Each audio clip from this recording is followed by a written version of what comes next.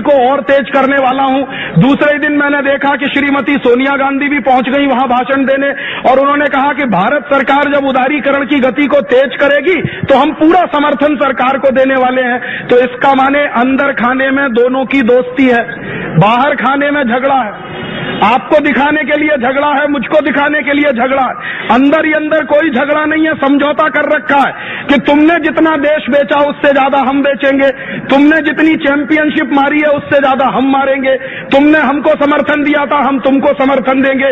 इस तरह के गठजोड़ की राजनीति अब शुरू हुई है और मुश्किल ये है कि जब इस तरह की राजनीति देश में चलती है और इस तरह के विधेयक लाने जब शुरू हो जाते हैं संसद में, तो आप जानते हैं कि एक नया तरीका और आया है। कहते हैं इस देश में प्रजातंत्र चलता है, लेकिन आप जानते हैं कि डिक्टेटरशिप भयंकर पैमाने पर चल रही है इस देश में।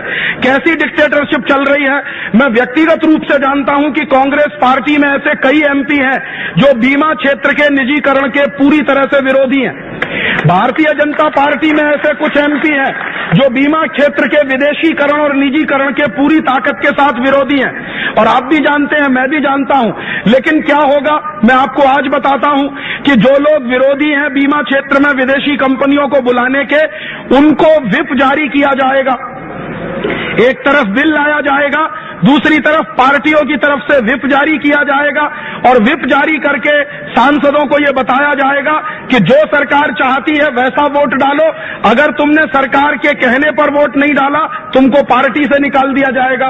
और आजकल के एमपीज इतने कमजोर हो गए हैं कि उनको पार्टी छोड़ना मंजूर नहीं है, भले ही देश खड्डे में चला जाए। वो बातचीत में कई बार मुझे कहते हैं, मैं कई एमपीज से मिल चुका हूं, 250 से ज्यादा एमपीज से मैं पिछले 3 वर्षों में मिला हूं और मैंने हर एक से ये पूछा कि आप क्या मानते हैं, विदेशी कंपनियों को ज्यादा आना चाहिए, बीमा के क्षेत्र में आना चाहिए, बैंकिंग में आना चाहिए? वो कहते हैं नहीं आना चाहिए।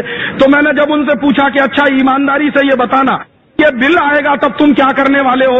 तो उन्होंने कहा राजीव भाई हम तो कुछ नहीं कर सकते, व्हिप आएगा और जो व्हिप कहेगा वही हमें तो करना पड़ेगा। तो मैंने कहा आप फिर ईमानदारी से ये बताओ कि जब आप वोट मांगने आते हो मेरे पास तो आप बोलते हो कि हम आपके प्रतिनिधि बनेंगे इसलिए आप हमको वोट दीजिए, तो आप मेरे प्रतिनिधि बनकर वोट लेकर संसद में जाकर बैठते हो और काम पार्टी का करते हो, प्रतिनिधि मेरे बने हुए हो, काम पार्टी का करते हो, तो तुमसे जैसा बेवकूफी वाला आदमी कौन है?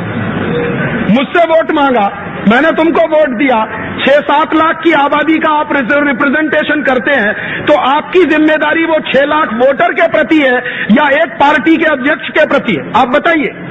और अगर आप ईमानदारी से ये कहते हैं कि हमारी प्रतिबद्धता पार्टी के प्रति है, तो फिर आप ये क्यों कहते हैं कि हम आपके प्रतिनिधि हैं?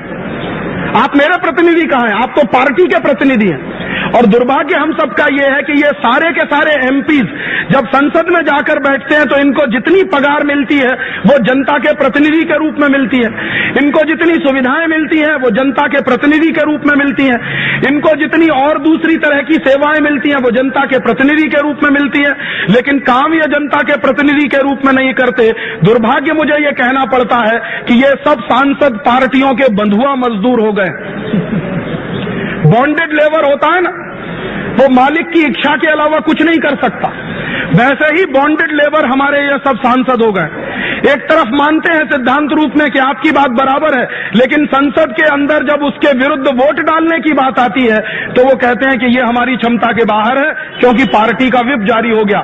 आप जान लीजिए, ये पार्टियों ने व्हिप जारी करने की जो परंपरा बनाई है, ये हिंदुस्तान को डिक्टेटरशिप की तरफ ले जाने की निशानी है, हिंदुस्तान को हिटलर शाही की तरफ ले जाने की निशानी है। ये हिटलर शाही यही होती है जहां कोई अपने मन की बात नहीं कह सकता, एक नेता सोचता है, एक अध्यक्ष सोचता है, एक आदमी समझौता करता है और बाकी सबको मजबूर किया जाता है कि तुम उसको मानो और उसका पालन करो। वैसे हिटलर शाही की तरफ ये देश बढ़ रहा है। जैसे जैसे विदेशी पूंजी निवेश बढ़ रहा है, जैसे जैसे विदेशी कंपनियों का प्रवेश बढ़ रहा है, वैसे वैसे हिंदुस्तान अब हिटलर शाही की तरफ बढ़ रहा है। प्रजातांत्रिक देश न रहकर अब ये एक डिक्टेटरशिप वाला देश हो गया है। अब ऐसी परिस्थिति में हमारे सामने चुनौती है और ये हमारे सामने जिम्मेदारी भी है कि हम इस लड़ाई को कैसे